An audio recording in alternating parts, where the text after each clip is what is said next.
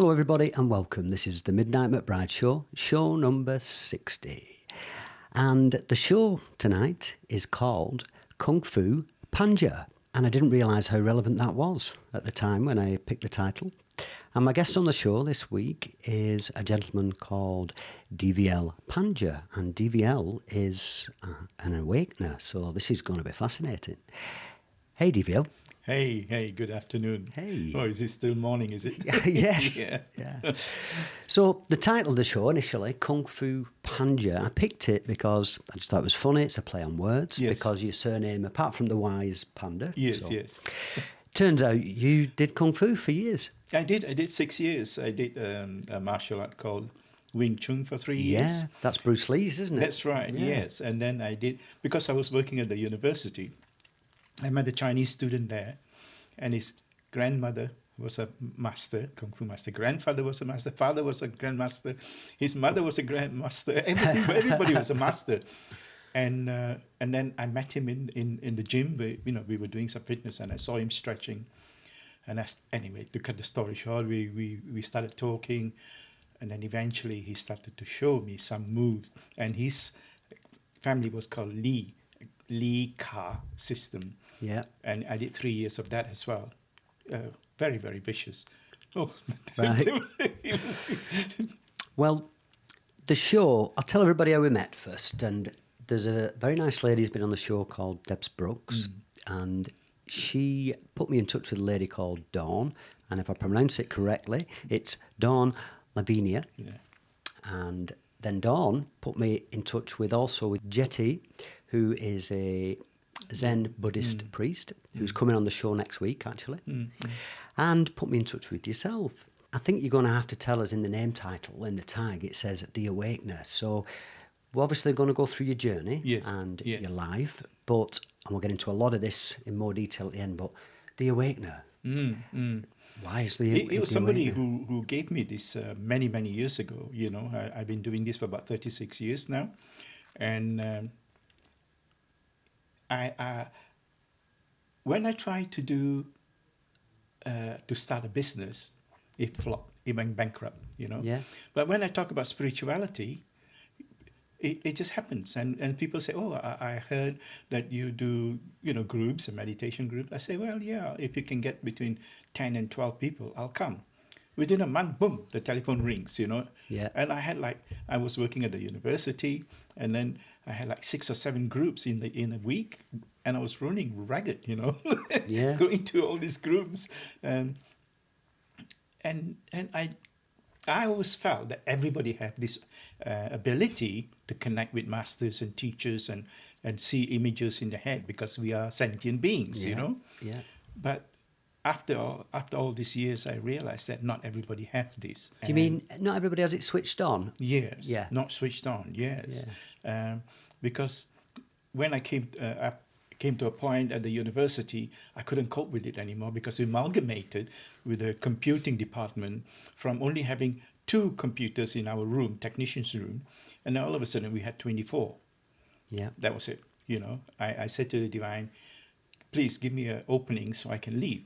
So the Awakener is the fact that when you teach people or do workshops or do meditation, and you can show people how to open this door and connect. Yeah, early on, that when we were talking, I felt that Buddha stood behind you and the energy of Buddha coming through. And I can tell you a lot more about actually later on. Okay. And this kind of things happens when I'm talking to people, and you can see the reaction, because they go into deep emotions that touch them. And this is the thing, people can say many things when you meet spiritual people. And they say things that if it doesn't touch you, it doesn't mean anything. But when it touches your heart and makes you emotionally a gibbering idiot, then it's something truthful in there. And go with that. Then go with that, Yeah. Yeah, I can resonate with that.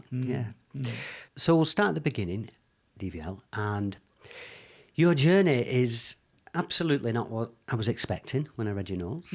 It's very interesting, and it starts in Singapore.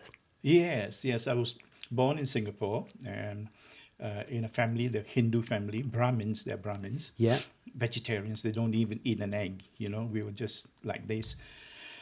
And obviously my mother was more religious than my father was. And she would, take me to the temples. It was always me that she drags me, everywhere. Yeah. If we was giving an offering to a god, like a coconut thing, she would drag me. And I couldn't understand that. And so eventually this gift started. I wasn't interested. I was only very young. And I left Singapore at the age of 17 and a half. So at that time, I was only interested in sex, drugs, and rock and roll. Yeah? We all did this, And then you came to a point where I got fed up with this. Yeah. There must be more to life than this, When you say your family were Hindu, Brahmin, Brahmin, I believe, dates back before Buddhism. Oh, way before. Much older, much older, yes. Buddhism is only sort of 2,500 years old. Yes. I think they can trace the Hindu, Vedic, these traditions back 4, 5, 6,000 years, In India, they're called pandits. Pandits means a priest, you see.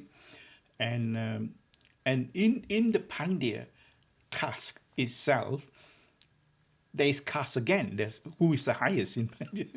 I didn't know this. My sister told me years after that we are the top of the top, Yeah. And so sometimes when we have a special gift, it's because you have a genetic DNA that's been downloaded from many, many past lives. Yeah. If you look into the history, you can see this on YouTube or whatever. The Pandavas, huge family, a very, very powerful family, and very spiritual, The thing with India, I'm fortunate I've been to India. I was there for about a month, and some of the most beautiful people I've ever spent time with. And I went to Gujarati, and some of the people there had nothing, However, very happy, So that dispels the rumour, some people think money brings you happiness. Well, it's utter nonsense, because if that was the case, all the wealthy people in the world would be happy and all the poor people would be sad. And it's the opposite, It's the opposite, yeah. But there is a caste system in India, isn't there? And I find that I didn't sit well with me. No, that is very sad. I came across that, and they like indoctrinated into them that because you're a farmer, the rest of your life will be a farmer, and that's it. You'll be nothing else. And I went to visit my sister many years later in India. She used to live in Mumbai, about 100 miles south of Mumbai. Yeah, I've been to Mumbai as well, actually, which was Actually, Gujarat. Yes. It's my parents where they were born there. So the funny synchronicity with I Seattle and all. I know. We'll tell you later, but we've got Seattle, Kung Fu, which I didn't know about, and now Gujarati. Yes. How old were you when you came to the UK? 17 and a half. Right. On my own. I'm going to tell you because in the show notes it said came to UK at 68 in your show notes. And I thought, how old are you? I thought... 1968. But 1968, yeah.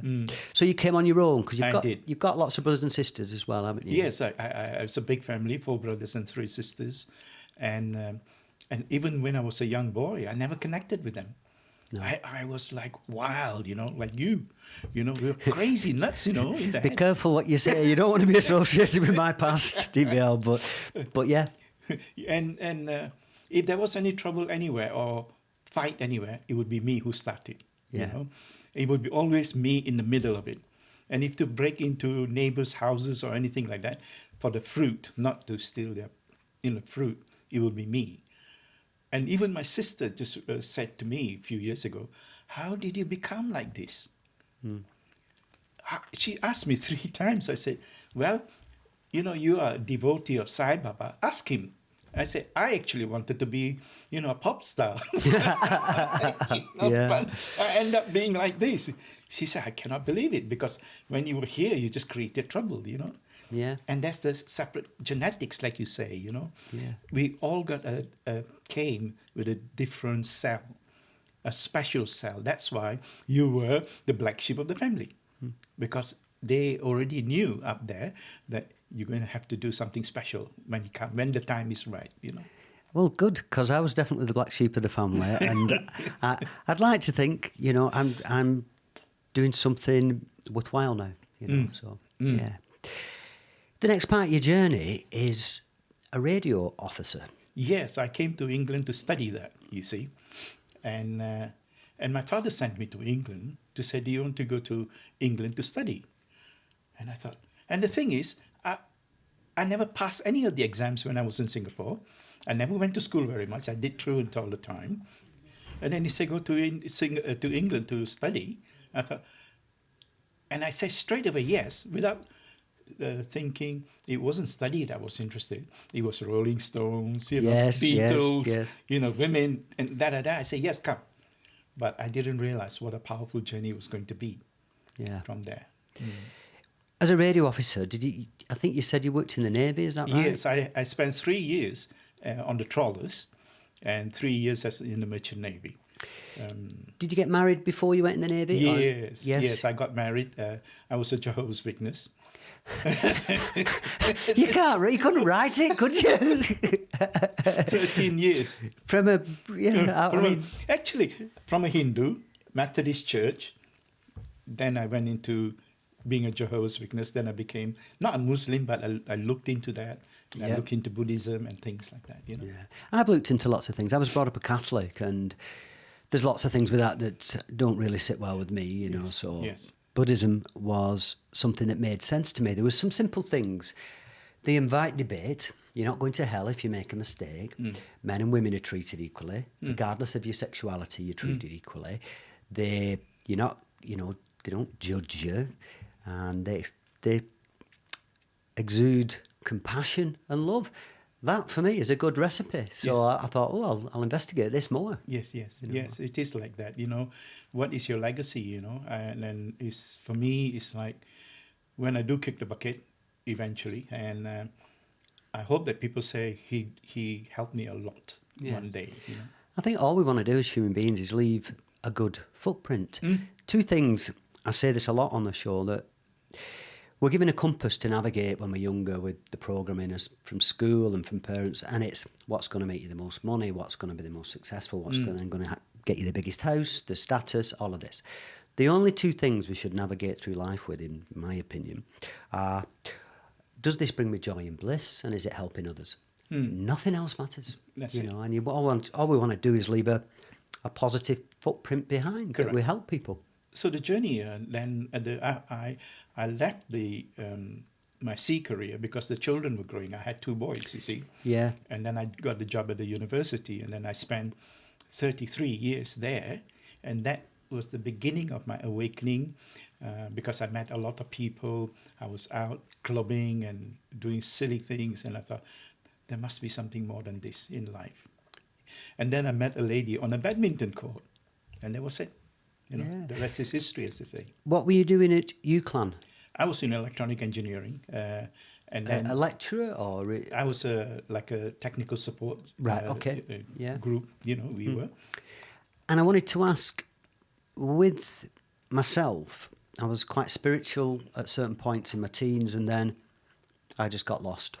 Yes. For 20 years, got lost. Drugs, alcohol, violence, everything. And then it was only in my 40s when I really started to reawaken, or reconnect, whatever. And I had a nervous breakdown when I was, I think, 41, something like that. And then I even had a second one about 2.5 years ago. But Eckhart Tolle, for example, he didn't choose to become enlightened. He had a nervous breakdown and was suicidal. Sadhguru sat under a tree, 10 or 11 days passed, and, that was the start of his journey. Was there one significant event that put you on this path? Or was it a slow burner, It was a slow burner. It was a slow burner. When after meeting this lady on the badminton court, she introduced me to the teacher. Was an Australian guy, was 84% blind. 84% blind. And you should see his driving. He can drive without driving, no hands on the steering. It was amazing. Total trust of the divine. His car's covered in scratches and bumps, though. I'm just teasing. Sorry. And he showed me a lot of things and how to use your words. He said it's amazing when a person says a sentence, how many negatives there are in that sentence. And he used to pull me up every time. And he was fantastic teacher, fantastic teacher. I think we forget that how powerful this vibration, the sound that comes out of this, frequency that we give out, can lift people up and it can crush people as well. It's a very powerful tool. And what happens is a lot of patterns, you can call them memes, there's different names, but patterns that we learn, we're conditioned with, we repeat, and we don't really analyse and realise what an effect it's having on the outside world. I have a dictaphone and I use it all the time, and because of that, I'm externally manifesting. I'm, expressing myself, saying the things, I want to do this, I'd like to do that, and whatever, and most of them come true. Yes. So it's a way of, I don't know what they call it, positive reinforcement and verbally manifesting things. I call it like attracts like. Yes. And whatever you are like, whatever frequency you are vibrating at, it goes out into your light body, and the light body sends it out to the universe. Exactly. And the universe says, this is my command. Boom, it sends it back to you. Yeah. It is like that. It's like the law of attraction is. It is. Yeah. Yes. There's a quote in my book I wrote, and it says, the frequency you display attracts the people in your day. What you give out, I talked about this in the last show,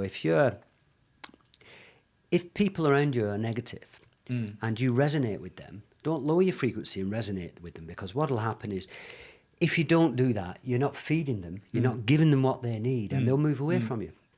You can invite them to come up and see the view, that's their choice. Yes.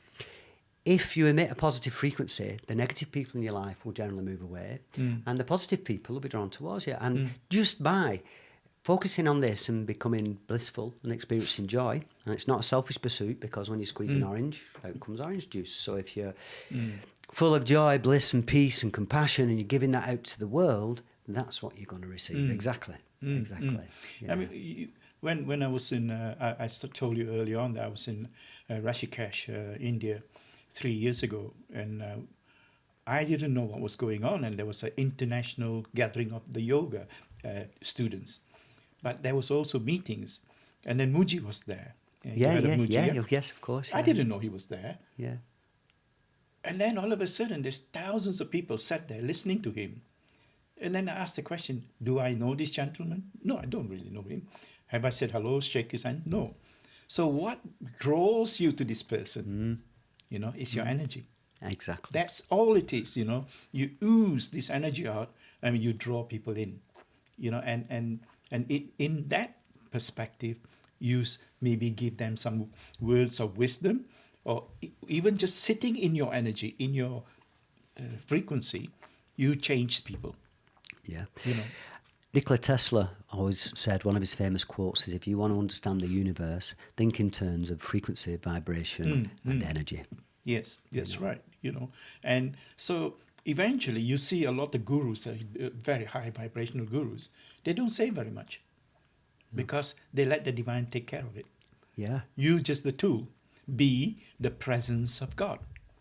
That's all you have to be. And once upon a time, before that, I would sit like in a coffee bar or something like that. Then I would say to my guardian angels and the violet flame, which I hope I can talk a little bit about. Of course. And say, set up a vortex here. And because you ask, they just do it. And they create a vortex there in this cafe. And when you leave, it's there permanent.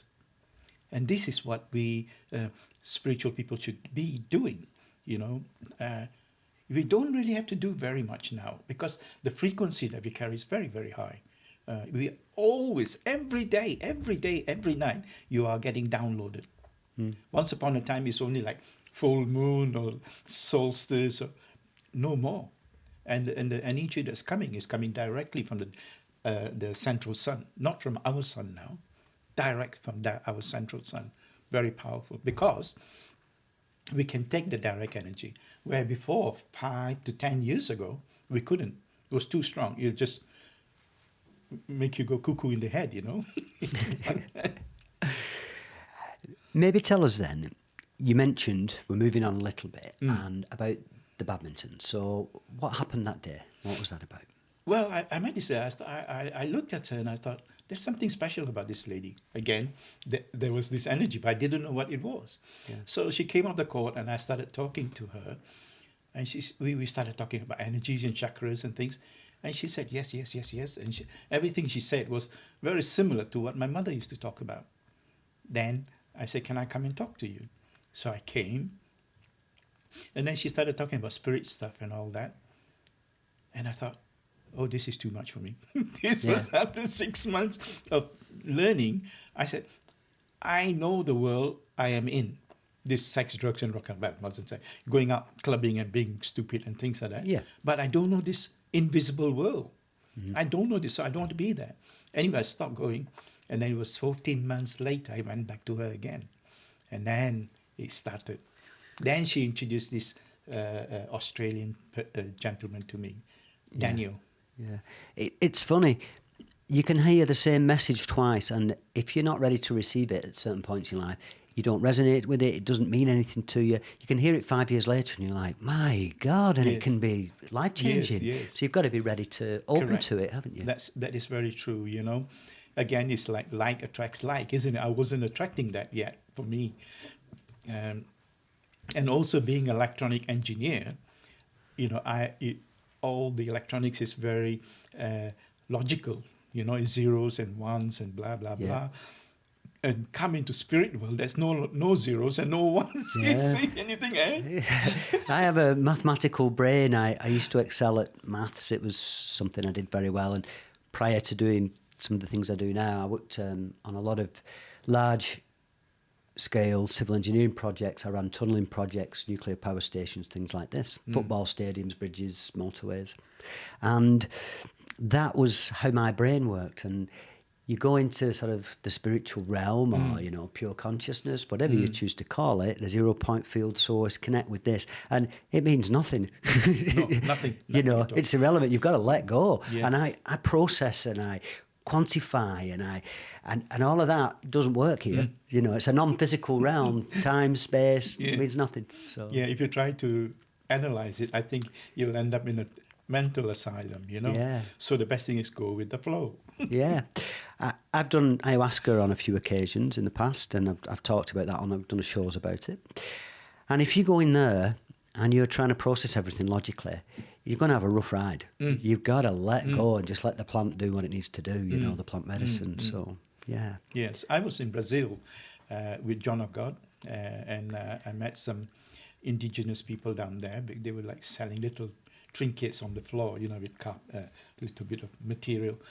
And they invited me to come into the forest with them to do this ayahuasca thing. Yes. And I did meet them, but I didn't take the ayahuasca because there was something for me, it didn't resonate. Yeah. You know what I mean? Yeah. I wanted to do meeting with the divine on a pure base. Yeah. Because I have this ability, you see. You know? Ayahuasca, it's documented. It, you know, it can help certain people in certain situations, and it definitely helped me. You know, I was depressed and I went and it lifted, this cloud lifted, and I've been meditating for a long period, but I still couldn't quite, that changed my life as well, put me back together again, and things started to happen in my life, lots of positive things, and the ayahuasca was part of that, you know, for me. Yes. Yeah.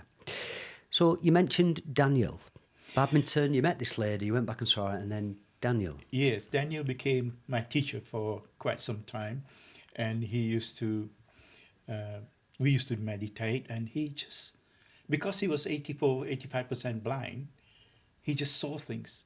He recognized you with your aura. Yeah. You know, and I thought, you know, at that time I was still very mental in the head, and I used to do martial arts, like I said, and badminton. I used to get injured quite a lot.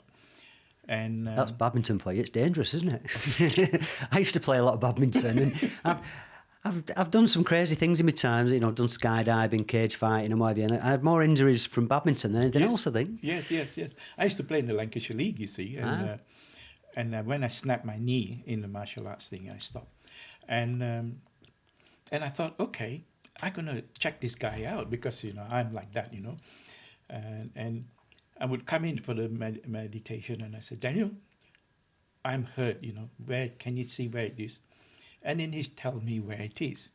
Until one day he got really fed up me asking. And I got really on my shin. Somebody kicked me in the shin, really painful. Yeah. So I said, Daniel, I've been hit. Can you see where it is? And he took his finger and just poked his finger right into my shin where it hurt. He said, that hurt? I said, okay, fine. Then Yeah. don't question him anymore. It's like that. A lot of people who have lost one of the five senses have a very heightened ability with their other five senses and become aware of energies more. And Yeah. I say this about sort of dogs and horses and various other animals. Because we have the gift of speech, we quite often, the other senses are dumbed down. That's right. Animals don't have this. So dogs are incredibly, for years, I couldn't go near a dog because I was frightened because I was attacked by one when I was a kid. Right. Whenever I went near a dog, the dog, he could sense I was frightened. That made him nervous. He started barking. No words exchanged. They just knew. They just felt it. And I think as human beings, when we lose one or even more than one of the five senses, other abilities that are dormant and lie latent develop. That's what happened to him in Vietnam War. He was a soldier, and a hand grenade blew in front of him, which affected his eyes. That's how it happened. Yeah, but he could see things, and he could. And after the meditation, he would go. He said, "Did anybody see this?" And we said, "No." He said there was a mother duck, and all the ducklings just walked past. He was in spirit, And there was one night he said, "Can anybody see what's in that corner there?" And I knew there was an energy there, but I couldn't see it then. I was still starting. He said, "You won't believe what's in that corner. There's a buffalo, there is 2 horses, and 5 warrior, American Indian warrior in that corner. How they got in that corner, you didn't know. But they can do this." Yeah. I had Archangel Michael came to me when I was driving, and it's really, it's so difficult to explain in the human form. He was huge, and then I felt that he's going to come and sit with us in this car. I said, "You can't fit in this car." He said, "Watch," and he came in. So we need to believe magic. Oh, absolutely. Absolute magic. Yeah. And what you think you can't create, you can. All you have to do is believe. 100%. People that don't believe in magic will never see magic. People that believe in magic see it everywhere. Yeah. I think a lot of people, when you try and explain something that's non-physical from the spirit realm, from a different dimension or whatever, how you explain that with words, it doesn't really compute a lot of the time because it doesn't fit, does it? That's Which, right. trying to use this very narrow, limited vehicle to explain something that's infinite. Huge. Yes, it's huge. I'm very fortunate in a way that I really don't speak very much. I speak because I'm here with you, you know. But I bring energies for people to feel. I say, I don't want you to listen to my words. Feel for yourself. Can you feel this? If you can't, then don't talk to me again. It's like that. And so I don't have the abilities of like some very eloquent channelers can speak beautiful language. I don't have that. But I get little few words like attracts like, be the presence of God and things like that. But most of my work is energetic, and then after finishing with Daniel, we move on from there. I started to take meditation groups. I used to download from internet meditation, and I would tell everybody, say this is from this group, and Archangel Michael and Rona Herman and things like that. And we used to meditate, and it just exploded, And for about 10 years I did that, and until I went to India. What spurred you to go to India? Because I know you went to an ashram. Maybe tell us this story. Yes. I went to India because before my father died, he said, whatever you do, before anything happens to you, just go and visit India. I said, okay, I will. And my sister was there, south of Mumbai. And her daughter knew a guy who did meditation and all that. And they knew that I did that as well. He said, Mama, let me take you, Mama, Miss Uncle, let me take you to this man that I introduced. And then he took me to this ashram called Ganesh Puri. Yeah. Ganesha's bread, you see. But before then, when I was meditating in England, I was getting like Jungle Book pictures in my head, monkeys flying and old temples and all that. And then they were saying, go to India, you'll find this. And India is a big place, How do you find Well, things like that? Yeah. the term in your notes, Divyael, is a Magnified Healing Master practitioner. Was that before you went to India? Before, yes. This was working with Kuan Yin. I still do, but I don't practice it the way it is shown in the book. Yeah. I work with Kuan Yin and I just go with the flow. I also have a shaman that I see in my third eye from time to time. And I practiced that, like 10 years before I went to India. Right. You see?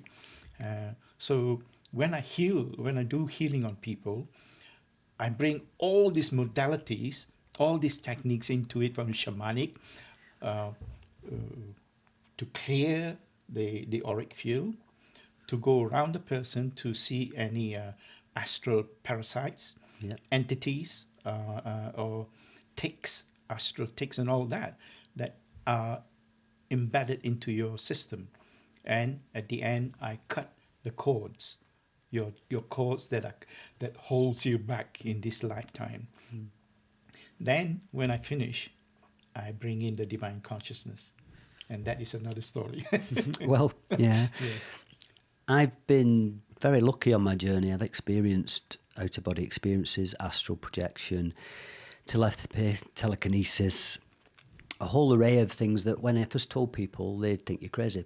Yeah. But they're all very real, all of them, So, Divyael, you talk about when you're in the ashram, you received a gift. Yeah, he took me to...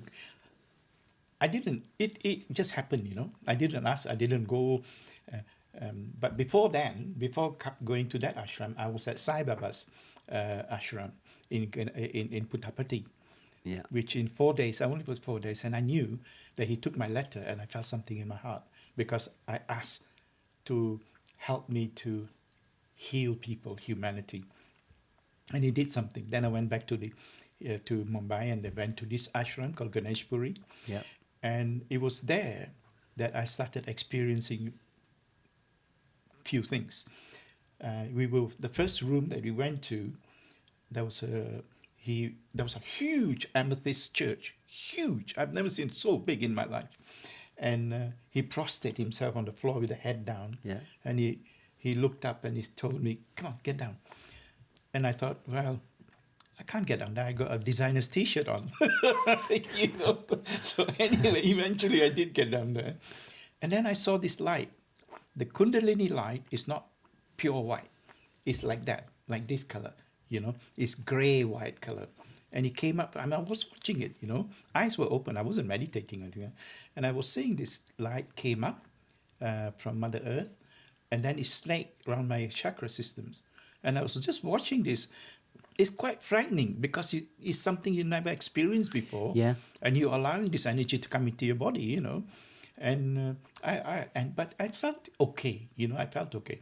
And then as it came out of my crown chakra, which I didn't see, there was a deity stood in front of me, all in gold.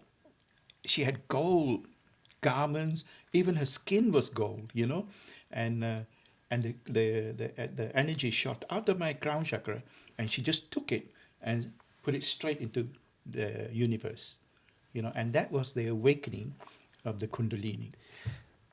So do you know who the deity was that appeared in front of you? I get the feeling that it was Parvati. Right. The counterpart of Lord Shiva, the divine complement, And it is. It was. I don't question because all I feel is that love, and I just send gratitude. Yeah. I can give you some kind of similarity with this. Is when I first went to the Kadampa Centre there, Manjushri, and I went there all the time. When I first went, I tried to learn everything, and I was asking lots of questions, and I could recite things, and I read every book from Geshe Kelsang Gyatso, and I was on it, and I was on this crazy learning mission, and I absorbed quite a lot. Once I relaxed a bit, stopped trying to remember everything, and just go in, and I didn't matter whether I did or didn't remember and stuff. I was like a sponge then, because I was relaxed without the effort. I started to learn and develop much faster. Yes, let go and let God. Eh? Yeah, exactly. Yeah, Yes, yes. yeah. When you received this gift, the gift was the light, is it? The Kundalini. It was awakening of your Christ consciousness. Right. At that time, when I was there, it was the awakening of the Krishna consciousness. Yes. You see? Buddha consciousness. Anything you want to put in, because we all work with this light. Yeah. And that's it. I think it's basically the same anyway. Yes. You can a different name. That's right. That's right. It's very right. Yeah, it's the divine, and you can call it what you like. This connection.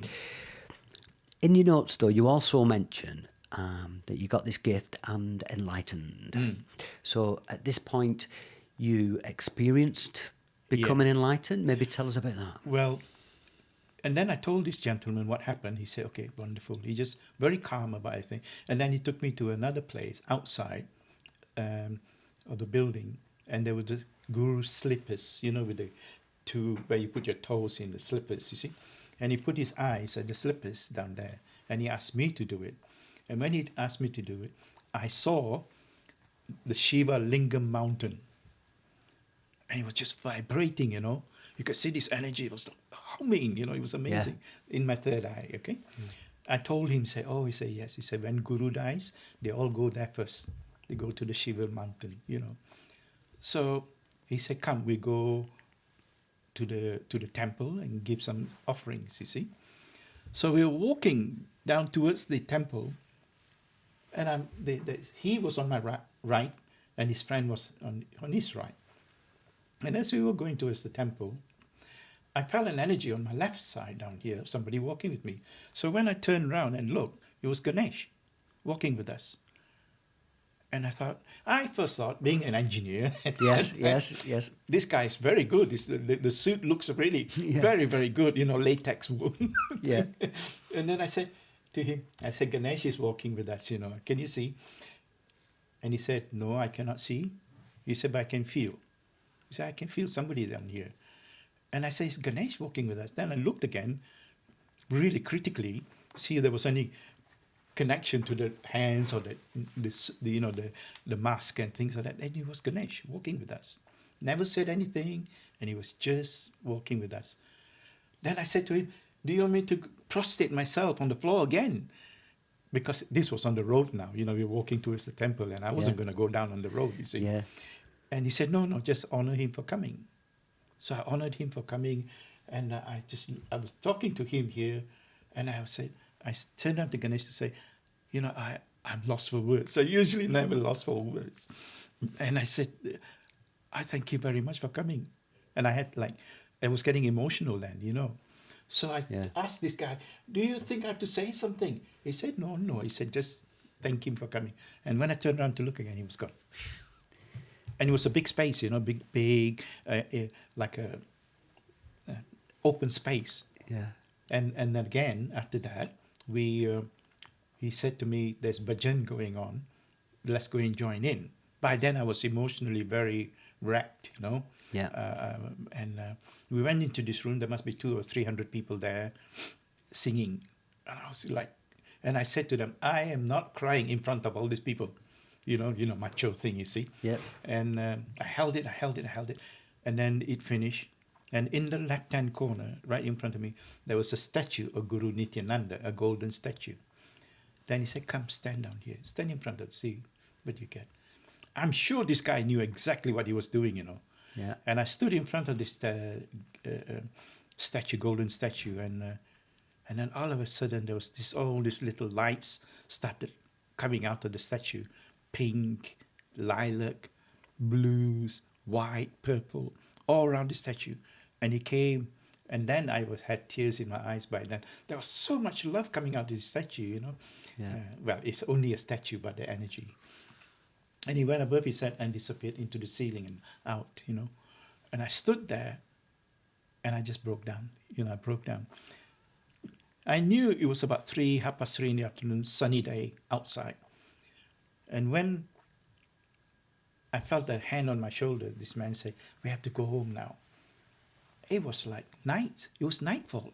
It was already night. I must have been stood there maybe 4.5 or 5 hours.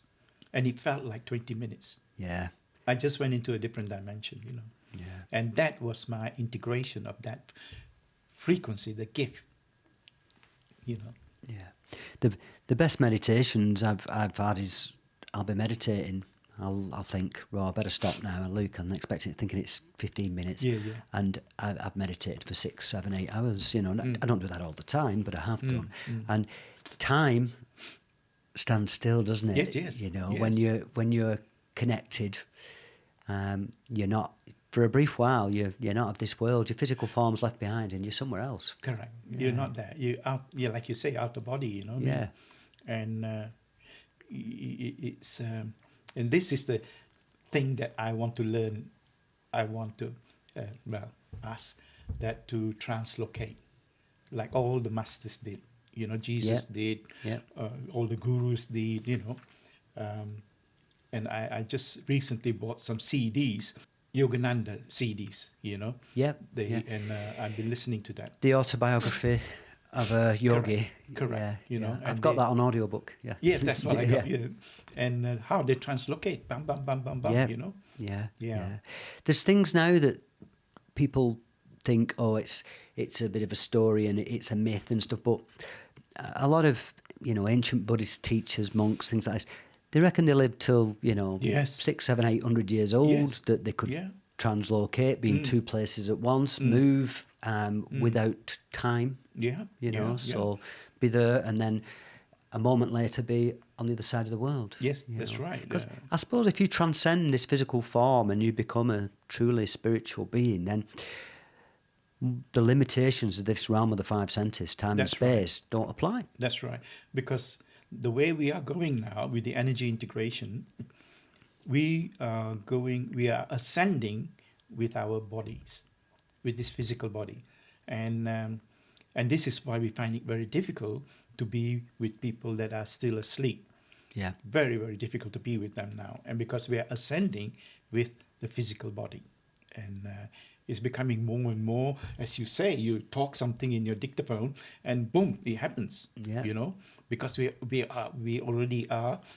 are still co-creators. We are not creators yet, because somebody can come in and press your button and then boom, spirituality goes out of the window and it's like snake and ladders, you go boom, straight down again. Yeah. It's like that. We all have those days. Yeah. But I think if you have a thought, but then you externalize it, you express it, you give it out to the universe, and that can be through speech, through song, through dance, through even just, emitting it, whichever. But to manifest something, you can think it here, but really you need to, put it out into the world as well. Yeah, you have to put your energy in that. Yeah. Yeah. America. Well, I received this energy, and it was about a year later. It took a year to integrate this energy. To understand it, no, I didn't know what it was, And then when I went to Buddha's birthday, the Wesak, in Mount Shasta in America, between Seattle and California, there's a mountain there, Seattle, and there were like between 2,000 and 2,500 people there. The guy who created this organization was called Dr. Joshua David Stone. And, not many people know of him. He's written 40 spiritual books, incredibly powerful, and he ascended. When we finished our morning session, we went out in the field outside, and there was a man there, and he looked like Jesus. He had long hair, 6'1", 2", and he said, "I bring you the gift of the Christ consciousness. If anybody wants to come to receive, you're welcome." And the first person that went in was always a woman. because their intuition is much, much powerful than man's, Yes. you know. And she went in there and he just hugged her and she just fell slowly. He just put her down onto the floor. As soon as he did that, I knew this was the gift that was given to me a year later, earlier. Yeah. And then when I was walking towards him, my head was churning, you know, going, say, you better be good because I had this, I had that, Ganesh, blah, blah, blah, you see. Yeah. 20 seconds, boom, I was on the floor. Who Then- was this guy? His name is Abdi. Yeah. Okay, we became very good friends. I brought him to Preston. He doesn't come now anymore. Yeah. He's more South America, around there. Yeah. And he's an incarnation of one of the apostles, but he won't tell me who. He said, my brother asked me to come, I came, and that's all, you know. So when that happened, I realized this was my gift. I have to practice it, you know. Yeah. And then luckily, I still had 2 meditation groups, one in Preston and one in Southport. So I went to Southport when I came back. I told them what it was. And then, you know, there's always one person a bit difficult in a group. Yes. I do. I know that. Yeah. And this lady said, I'll have it. And I thought, oh, no, not you.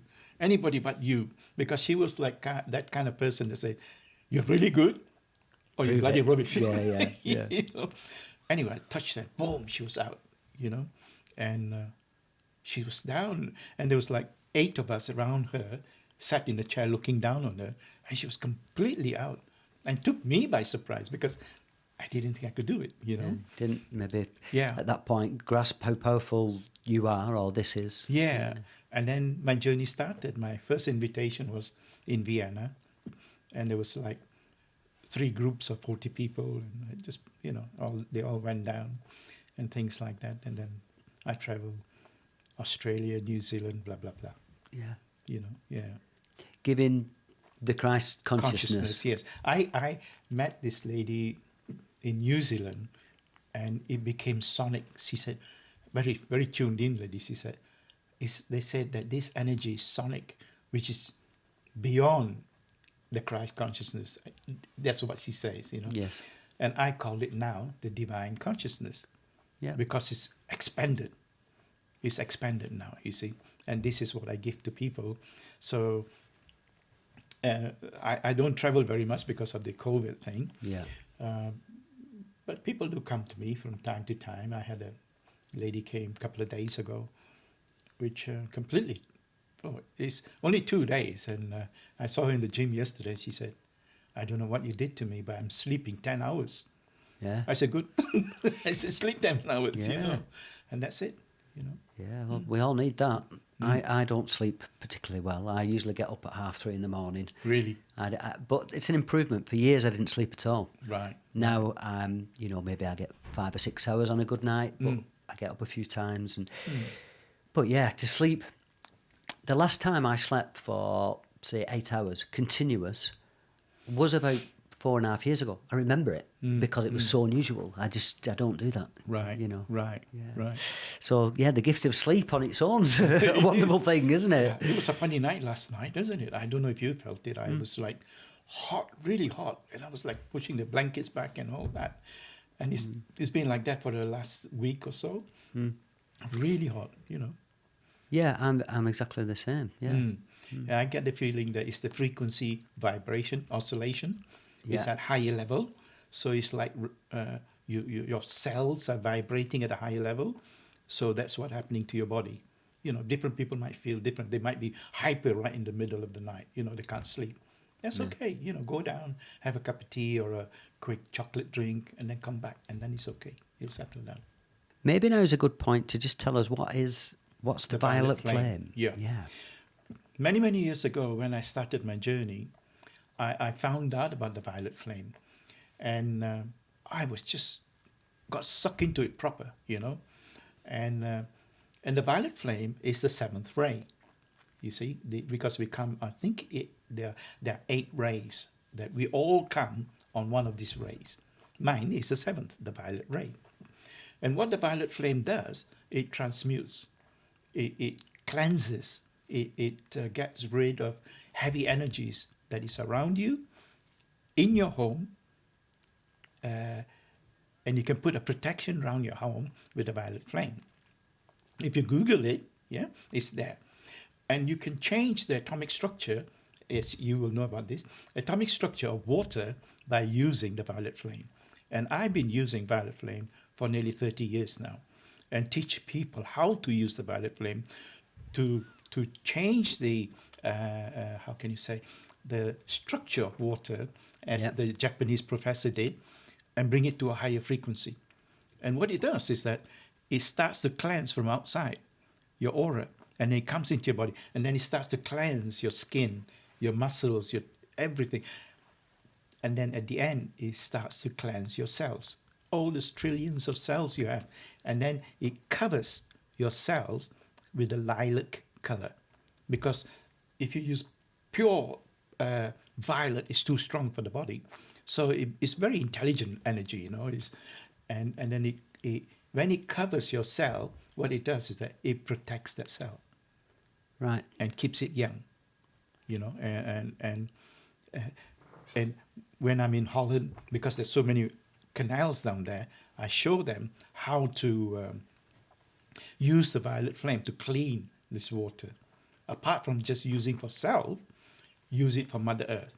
And sometimes I even use the violet flame in a bowl, and then I say, this is my gift to you, water, consciousness. And I pour it down the drain and let it connect collective consciousness, you see?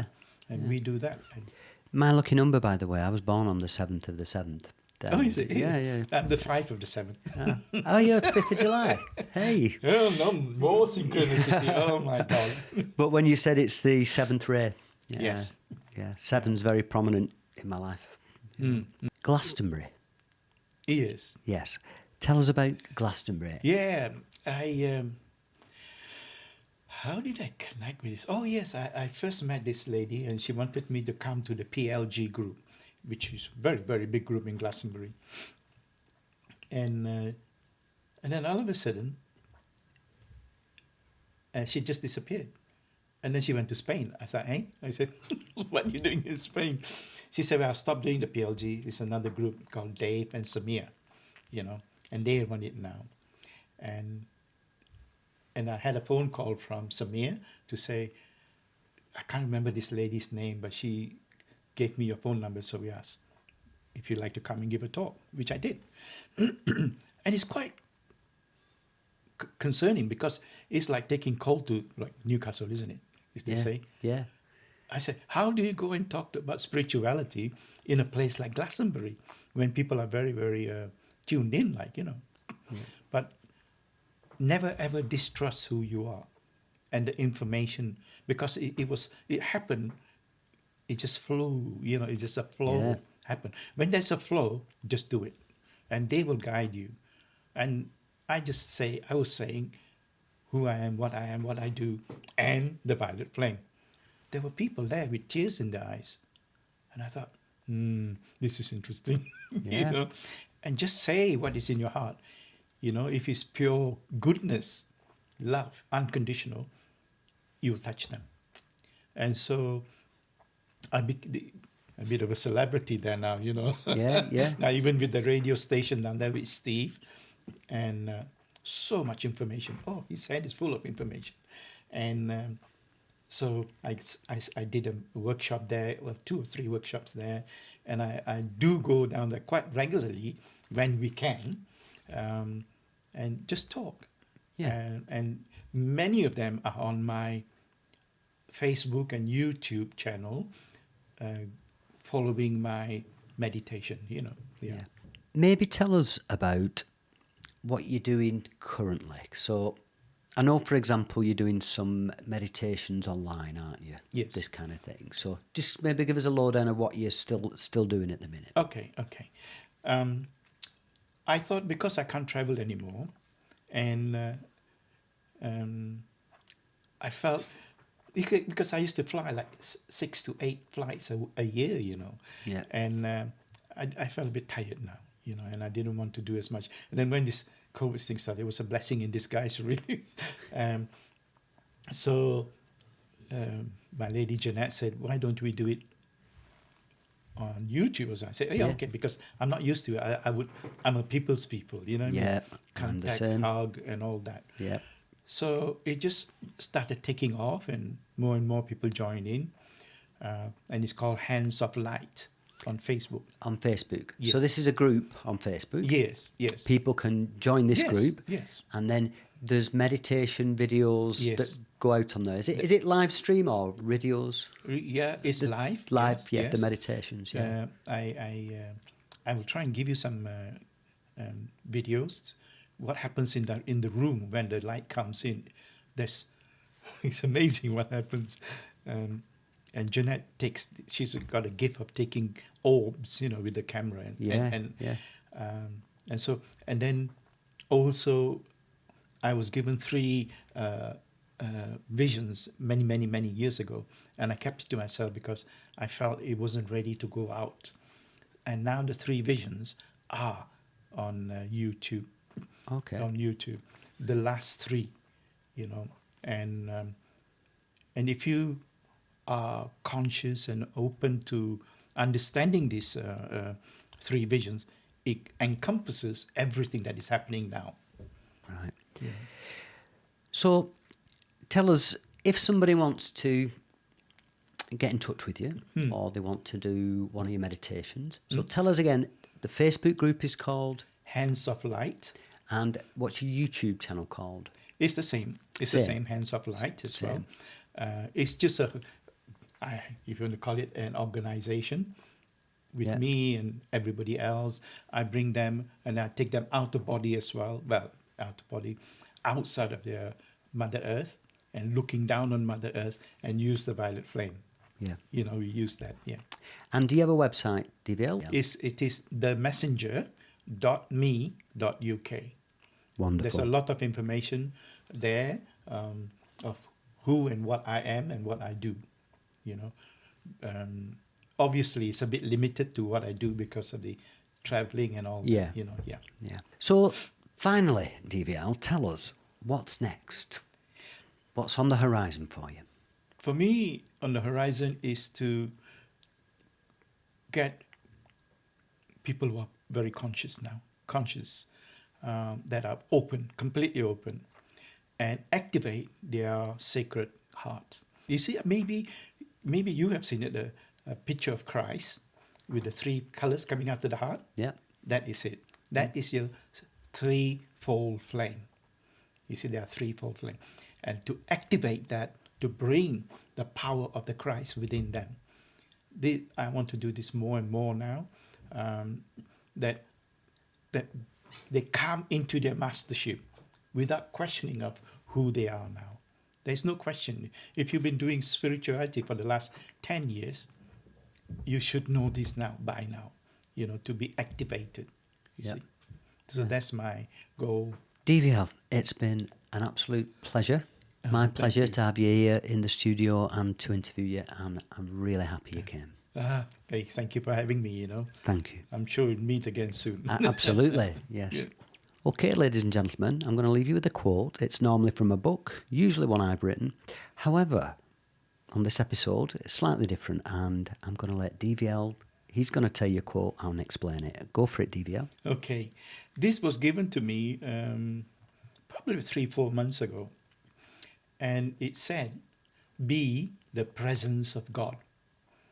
Be the presence of God. And how many times have we heard, we don't need to do anything anymore. Just be. Just be. Yeah. Because of the energy that you carry changes people. There are times maybe people fire something at you and you think, I didn't say anything. Why are you saying that to me, Yeah. It's because your energy has affected them. So in being the presence of God, know that you are the God. You are the co-creator here on earth. You are the ambassador for Father, Mother, God here on earth. Be that presence. Yeah. And in that presence, you change the energy of wherever you are, in the cafe, maybe in the movies, in the car. Yeah. You change the energy. And you are doing your work. Many light workers say to me, I don't know what I should be doing.